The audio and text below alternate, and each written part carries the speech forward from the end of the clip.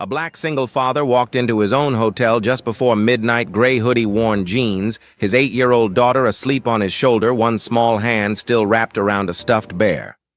He asked for a room. The front desk clerk looked him over once, then leaned forward and said, just loud enough for the people nearby to hear, "Sir, this isn't the kind of place you can just walk into." 3 minutes later, that same clerk handed 2 key cards to a well-dressed couple who hadn't even made a reservation. When the father asked to speak with the manager, he was publicly humiliated and escorted toward the exit in a lobby full of witnesses who had no idea the man being thrown out owned every inch of it. Before the night was over, someone would be fired on the spot. If you've ever been made to feel like you didn't belong somewhere, this one's for you. Stay with us. Marcus Johnson had not planned to stop here tonight. 3 months abroad had a way of making a man crave the simplest things: a hot shower, a real bed, and the sound of his daughter breathing steadily beside him. His flight had landed 2 hours behind schedule, and by the time they cleared baggage claim, it was nearly midnight. Driving another 40 minutes to their house in that condition felt reckless, so he made the decision quickly, the way he made most decisions, without ceremony and without announcing it to anyone. He knew exactly where they were going. The Grand Meridian on 5th, the flagship property of Johnson Hospitality Group, the hotel that had taken him 11 years to build from a single underperforming property in Charlotte into what it was now. He had opened this location himself, cut the ribbon himself, stood on that marble floor, and told his team that this place would represent everything he believed about how people deserve to be treated. He had not been back in 4 months, and he had not called ahead. That was intentional. Marcus had a habit of visiting his properties unannounced, dressed the way he was dressed now: gray hoodie, dark jeans, plain sneakers, no watch, no luggage that announced wealth. It was the only honest way to see what was actually happening inside his buildings when no one was performing for the boss. His father had spent 22 years working the night security shift at a hotel very much like this one, and something he said once had never left Marcus: that the way a place treats the people it thinks don't matter tells you everything you need to know about it. Not the people it's trying to impress, the people it thinks it can afford to ignore. Zoe had fallen asleep somewhere over the Atlantic and had not fully woken since. She was 8 years old and weighed almost nothing, but after 3 months apart, Marcus would have carried her twice the distance without complaint. She had her mother's eyelashes and her father's stubbornness, and she was currently using his left shoulder as a pillow, her small arms loosely wrapped around his neck, a worn stuffed bear named Captain tucked under her chin.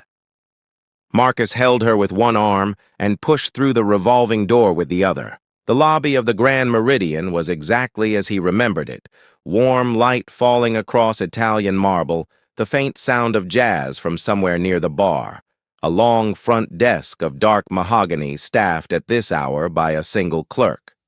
The space was designed to make people feel immediately at ease, immediately welcome. Marcus had signed off on every detail of that design himself. He crossed the floor, slowly mindful of Zoe's weight, and approached the desk. The clerk was a young man in his late 20s, well-groomed, wearing the hotel's navy uniform with the kind of careful precision that suggested he took appearance very seriously. His name tag read Derek. He looked up from his screen when Marcus approached, and something shifted in his expression, not dramatically. Not rudely, just a quiet recalibration. The way a person's face changes when their eyes deliver information their brain has already processed. He looked at the hoodie. He looked at the sleeping child. He looked back at his screen. "Good evening," Marcus said. "I need a room for tonight. 1 night, 2 guests. Doesn't need to be anything special." Derek's eyes stayed on his screen for a moment longer than necessary before he looked up again. Then he leaned forward slightly, just enough, and said in a voice pitched carefully for the people nearby, "Sir, this isn't the kind of place you can just walk into." The words landed in the space between them with a particular kind of weight, not shouted, Not aggressive, just quiet and certain, the way people say things when they want the humiliation to feel inevitable rather than personal. A woman at the lounge bar 2 tables away glanced over. Marcus did not look at her. He kept his eyes on Derek and said evenly, "I'm asking for a room. That's all." Derek straightened. "I'm sorry, sir. We're fully booked tonight. No availability." Marcus did not react. He simply asked, "Nothing at all. I'm not looking for a suite. A standard room is fine. We just need somewhere to sleep." Derek repeated himself with the smooth, practiced patience of someone who had delivered this particular line many times. "Fully booked, sir. I apologize for the inconvenience. There are several other hotels in the area that may be able to accommodate you." Marcus stood at that counter and said nothing for a moment. He looked at Derek's face not with anger, but with the careful attention of a man cataloging what he was seeing. Then, not 3 minutes later, the front door opened behind him. A couple walked in. The man was in a blazer. The woman wore a coat that cost more than most people's rent. They moved like people who expected rooms to be available for them, because in their experience, rooms always were. Derek's entire posture changed. His shoulders lifted. His smile arrived fast and genuine. "Welcome to the Grand Meridian," Derek said. "Do you have a reservation with us this evening?" The couple did not. They were in fact walk-ins exactly as Marcus was.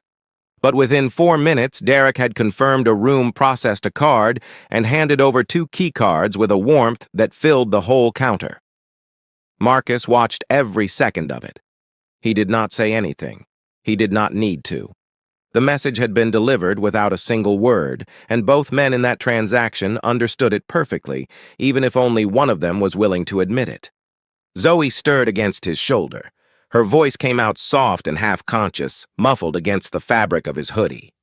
"Daddy, are we at the hotel yet?" Marcus tightened his arm around her. "We're here, baby. Just give me a minute." He turned back to the desk. His voice was calm, the way very still water is calm, not because nothing is happening beneath it, but because whatever is happening has not yet decided to surface. "I'd like to speak with your manager on duty, please." Derek's expression shifted again, this time into something less smooth, a flicker of something he covered quickly. He picked up the desk phone and made a short call. Marcus waited. He looked around the lobby at the people sitting in the lounge chairs at the concierge desk, where a young woman was pretending to organize paperwork while clearly tracking the situation at the soft light and the marble and the jazz still playing from somewhere near the bar. He had built this place to feel like a sanctuary. He wondered not for the first time what happened to things you built once you handed them to other people to run. The manager arrived within 2 minutes. His name tag read Richard, and he was in his mid-40s, the kind of man who wore a suit at midnight because authority in his understanding was something you maintained through surfaces. He had clearly been briefed before he reached the desk because he did not come to the situation with an open mind. He came to it with a conclusion already drawn. "Sir," Richard said, positioning himself beside Derek in a way that made the geometry of the situation obvious, 2 of them on one side, Marcus on the other, Zoe asleep on his shoulder. "I understand there's been some confusion. My staff has already explained that we don't have availability tonight. I'm afraid there's nothing further I can do for you." "There's no confusion," Marcus said. "I watched your staff book a room for a walk-in couple while telling me there was nothing available. I'm asking you to explain that." Richard's expression hardened slightly, the way a position hardens when challenged by someone it has already decided to dismiss. "Our staff exercised their professional judgment. I stand behind that." Marcus looked at him steadily. "Your professional judgment." "That's correct." For a long moment, Marcus said nothing. He thought about his father, about the 22 years of night shifts, the uniforms worn through at the elbows, the way his father used to come home and sit at the kitchen table without talking for a while before he could become himself again. His father had never been angry about it, not really, just tired in a particular way that Marcus had understood even as a child. What his father had given him wasn't bitterness, it was clarity. And standing here now in the lobby of his own flagship hotel, holding his sleeping daughter, Marcus felt that clarity settle over him like something solid. He was not going to reveal himself. Not yet. He needed to see how far this went, not for his own satisfaction, but because if this was happening here at the property that was supposed to set the standard for everything else in his portfolio, then he needed to understand the full shape of it before he did anything about it. "I'd like your full name and your exact title," Marcus said. For the record, Richard provided both without warmth. Marcus noted them the way he noted everything quietly, completely, without making a show of it. Then he stepped back from the desk and found a seat in the lobby, settling Zoe against him, and waited to see what came next. He was not finished here, he was just beginning. He did not have to wait long. Richard had not gone back to wherever managers went at midnight. He had stationed himself near the front desk, arms crossed, watching Marcus the way a man watches something he has decided is a problem, but hasn't yet figured out how to remove. Every few minutes, his eyes moved across the lobby to where Marcus sat with Zoe still sleeping against his shoulder, and each time his expression carried the same message: "You are still here, and I would prefer that you weren't." Marcus noticed. He noticed the way Richard whispered something to Derek that made the younger man straighten his spine. He noticed the young woman at the concierge desk, her name tag read Maya, keeping her eyes carefully on her desk, while her hands had stopped moving entirely. He noticed two guests at the lounge bar who had grown quieter in the last several minutes, their attention drifting in his direction without fully committing to it. The lobby had developed a particular kind of tension, the kind that forms when people sense something is wrong but are waiting for someone else to name it first. Marcus had seen this before. Not here, not in his own building, but in enough rooms over the course of his life to recognize the shape of it immediately. It was the tension of people who knew something unfair was happening and had decided, each for their own reasons, that it was not their place to say so.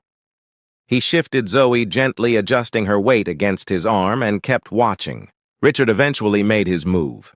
He crossed the lobby with the measured stride of someone performing authority rather than exercising.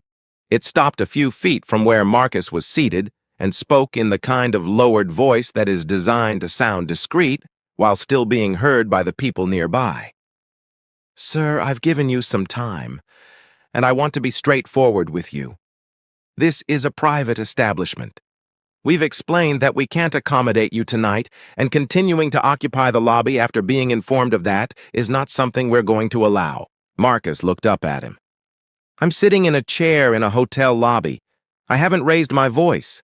I haven't caused any disruption, and I haven't done anything that would give you grounds to ask me to leave." "I'm not asking," Richard said. Something in the room shifted. One of the guests at the bar set down their glass. Maya's head came up slightly and then dropped again. Marcus looked at Richard's face, at the certainty there, the complete and undisturbed confidence of a man who had never once considered that he might be wrong, and felt something settle in his own chest. Not anger, something older and more deliberate than anger. "Then I'd like you to call security," Marcus said. "I want this to be official." Richard's jaw tightened. He turned and gave a short nod toward the far end of the lobby where two security guards had apparently been waiting for exactly this signal. They were both large men moving with the patient heaviness of people who do this regularly, and they positioned themselves on either side of Marcus's chair with the practiced ease of a maneuver they had performed many times before. It was at this exact moment that Zoe woke up. She came back to consciousness the way children do, not gradually but all at once, blinking into the light with complete alertness, taking in the lobby, the guards, the tension in her father's body, and Richard's expression in a single sweep. She sat up straighter against Marcus's arm, clutching Captain the Bear to her chest, and looked at the two large men standing beside her with the frank, unguarded curiosity of someone who has not yet learned to pretend she doesn't see what she sees. Then she looked at Richard directly. "Why are you making us leave?" she asked. Her voice was clear and unhurried, carrying the particular quality that children's voices have in quiet spaces. It went further than she intended, reaching the guests at the bar, the couple near the elevator, Maya at the concierge desk. Richard did not answer her. He looked at Marcus instead, which was its own kind of answer. Zoe looked at her father, then back at Richard, working through it with the methodical patience of an 8-year-old who takes questions seriously. "If they don't want us here," she said, "why do they work here? Isn't their job to help people?" The question had no accusation in it. It was entirely sincere, the kind of question a child asks when the behavior of adults simply does not add up. But sincere questions asked clearly in quiet rooms have a way of landing harder than anything rehearsed. The couple near the elevator had both turned now. The guests at the bar were no longer pretending to look elsewhere. Even one of the security guards, the one on Marcus's left, had shifted his weight in a way that suggested something in him was uncomfortable with where he was standing. Maya had gone completely still at the concierge desk, her eyes fixed on a point somewhere on the surface in front of her, her hands flat against the counter. Marcus looked down at his daughter. He kept his voice level and warm the way he always did when he wanted her to understand that the world's disorder was not her fault. "You didn't do anything wrong, Zoe. Not one thing." He held her gaze until she nodded, and then he straightened and looked back at Richard. Richard's face had changed. The certainty was still there, but something underneath it had cracked slightly, not from doubt, but from irritation. The question had drawn attention he hadn't wanted, had shifted the dynamic in the room in a way he couldn't immediately correct, and his response to that was to push harder. Some men, when they feel control slipping, tighten their grip. Richard was that kind of man. "This has gone on long enough," Richard said, his voice dropping all pretense of hospitality. He looked at the guards. "Please escort them out." The guard on the left moved forward. The one on the right followed. Marcus stood slowly, careful, with Zoe keeping her close against his side. He did not resist. He did not raise his voice. But he did not move toward the door either, not yet. He stood in the center of the lobby with his daughter beside him and looked at Richard with the expression of a man who has seen everything he came to see and is now deciding what to do with it. Several phones had appeared in the room. Not conspicuously, people were not holding them up, not making a production of it, but they were there, angled in his direction, recording the specific geography of this moment. A black man in a gray hoodie, his 8-year-old daughter holding a stuffed bear, 2 security guards, and a manager whose face said he had already decided how this ended. Marcus reached into the pocket of his hoodie and took out his phone. He found the number he was looking for, pressed call, and brought the phone to his ear. The call lasted less than a minute. He said 4 sentences, listened for 10 seconds, and ended the call. Then he put the phone back in his pocket and stood quietly, his hand resting on Zoe's shoulder. "Daddy," Zoe said quietly just for him, "do we have to go?" Marcus looked down at her. "Not tonight," he said. "We're not going anywhere tonight." Richard heard this and took a step forward, his patience fully exhausted. "Sir, I am telling you for the last time." The elevator chimed. It was a small sound, the kind the lobby produced dozens of times a night without anyone noticing. But every person in that room noticed this one. The doors opened, and Thomas Webb stepped out, the CEO of Johnson Hospitality Group, silver-haired, wearing a dark suit that he had clearly not had time to fully straighten before coming downstairs. Beside him were 2 other men from the executive team, both moving with the barely contained urgency of people who understand the precise weight of what they are walking into. Thomas crossed the lobby floor directly to Marcus. He did not look at Richard. He did not look at Derek. He looked at Marcus the way a man looks at someone he has just realized he has failed, and he stopped in front of him and said with a formality that carried genuine weight, "Mr. Johnson, I'm sorry you were kept waiting." The lobby went silent, not dramatically the way rooms do in films, but the way rooms do in real life, one sound at a time, until nothing was left but the faint jazz from the bar, which seemed suddenly and completely wrong for the occasion. Thomas turned to face the front desk. His voice was even, which somehow made it worse than if he had shouted. "This is Marcus Johnson. He is the founder and sole owner of Johnson Hospitality Group. He owns this hotel. He owns the chairs you're standing next to, the uniforms you're wearing, and the contracts that determine whether you work here tomorrow." Thomas let that sit for exactly one breath. "I want everyone in this room to be very clear about what happened here tonight." Derek had gone the color of the marble counter. Richard had not moved, standing in the center of the lobby, with the particular stillness of a man whose understanding of the situation has just been completely restructured, and who has not yet worked out what to do inside the new version of it. Zoe looked up at Thomas, then at her father, then back at Thomas. She pulled Captain a little tighter and leaned into Marcus's side. "Daddy," she whispered, "you know this man." Marcus looked down at her, and for the first time since they had walked through those revolving doors, something in his face softened entirely. He put his arm around her shoulders and pulled her close. "Yeah, baby," he said. "I know this man." Nobody moved. That was the thing Marcus noticed most in the seconds after Thomas finished speaking, the complete absence of motion in a room that had just minutes ago been building towards something loud and certain. Richard was still standing in the middle of the lobby floor. Derek had both hands flat on the mahogany counter, as if he needed it to hold him upright. The two security guards had stepped back without being told to, instinctively creating distance from a situation that had just fundamentally changed shape. Even the guests who had been recording on their phones had lowered them, slightly caught between the instinct to document and the sense that what was happening now required something more than a screen between them and it. Marcus looked at the room. He looked at each face in turn, not with triumph, not with the satisfaction of a man who has won something, but with the particular attention of someone taking inventory. He was not thinking about what he wanted to say. He was thinking about what this moment actually was and what it required of him. Richard found his voice first, which was either brave or foolish, and in this case was probably both. "Mr. Johnson, I want to explain we had no way of knowing the circumstances weren't—" Each sentence started with confidence and ran out of it before reaching a period. He was not lying exactly. He genuinely had not known who Marcus was. But Marcus had spent enough time in enough rooms to understand that not knowing is not the same as not being responsible. And Richard understood that too somewhere underneath the scrambling, which was why none of his sentences could find their endings. Marcus let him finish.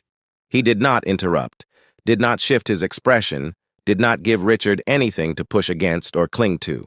He simply listened until the words stopped coming, and then he spoke. "You're right," Marcus said. "You didn't know who I was. That's actually the whole point."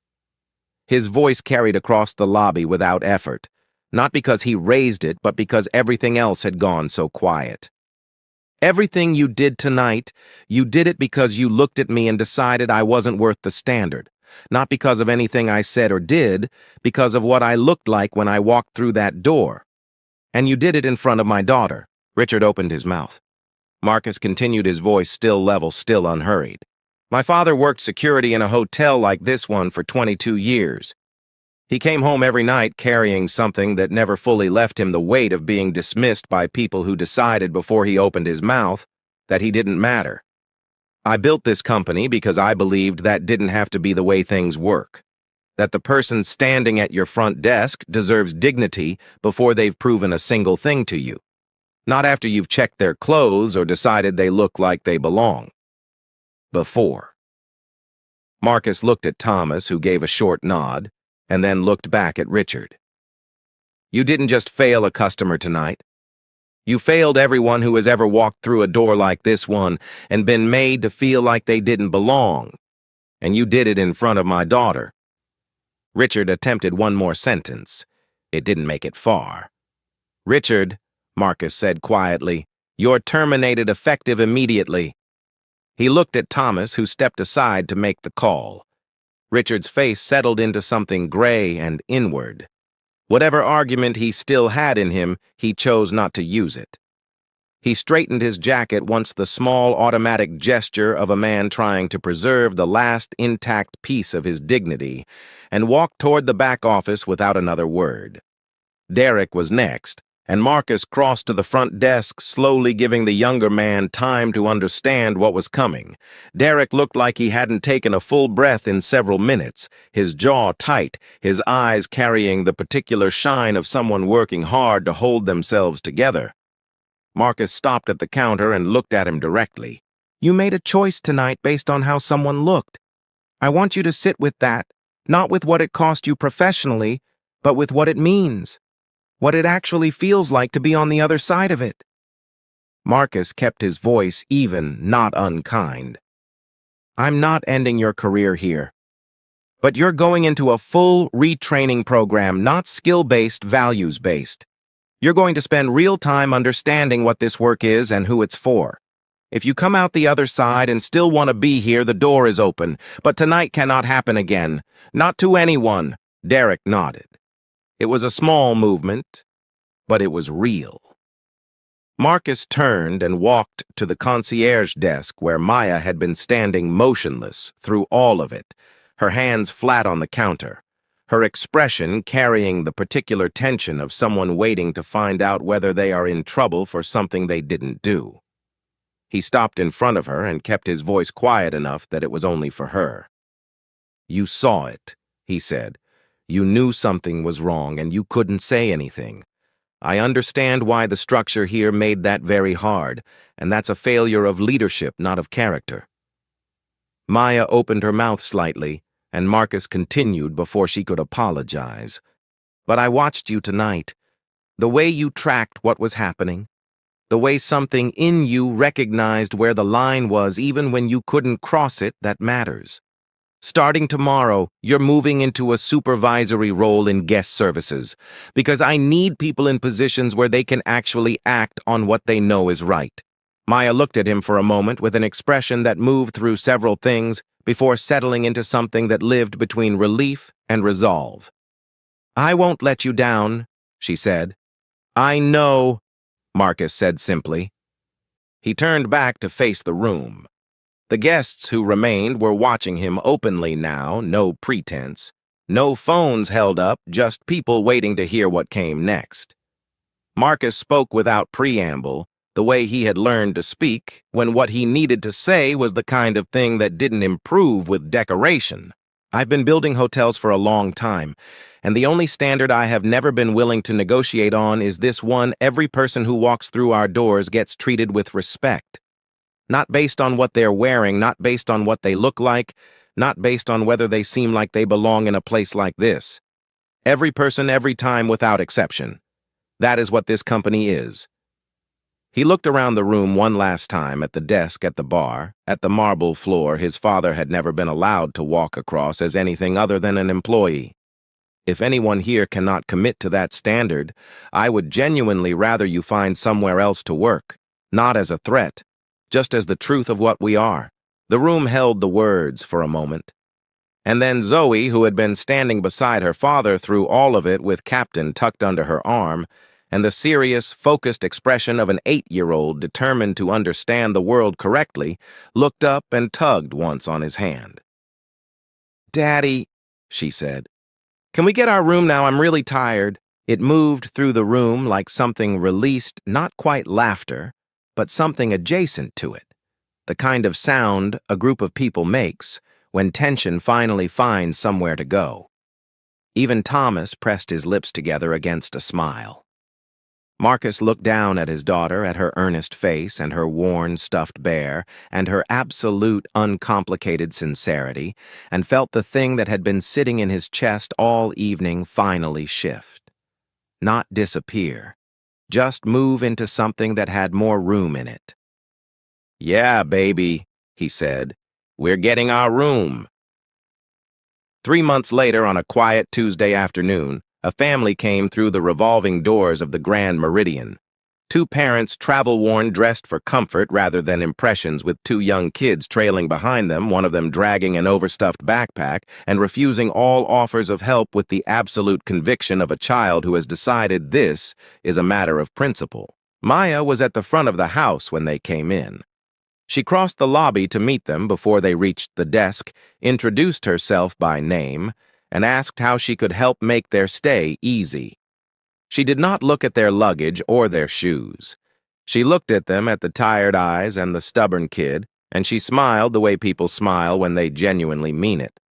Within 2 minutes, the parents' shoulders had come down. Within 5, even the kid with the backpack had let someone take it from him. In the far corner of the lobby, Marcus stood with Zoe beside him.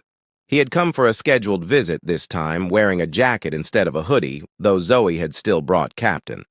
They had been there for 10 minutes, and he had not announced himself to the floor yet because he wanted to see this first, just the ordinary work of the place, the everyday version of the thing he had spent his life trying to build. Zoe watched Maya lead the family toward the desk, watched the kids light up when Maya said something that made them laugh. Then she looked up at her father. "Is that what it's supposed to look like?" she asked. Marcus watched the family settle in, watched the tired parents exhale, watched the kid with the backpack finally let it go. "Yeah," he said, "that's exactly what it's supposed to look like." Zoe considered this with the quiet thoroughness she brought to most things. Then she nodded, once tucked Captain under her arm, and reached up to take her father's hand. Marcus held it, and they stood there together in the corner of the lobby he had built, watching the place finally become what he had always meant it to be. Every person deserves to be treated with dignity before they prove anything, before they show you what they have, before you decide whether they belong. That's not just good business. That's just what's right.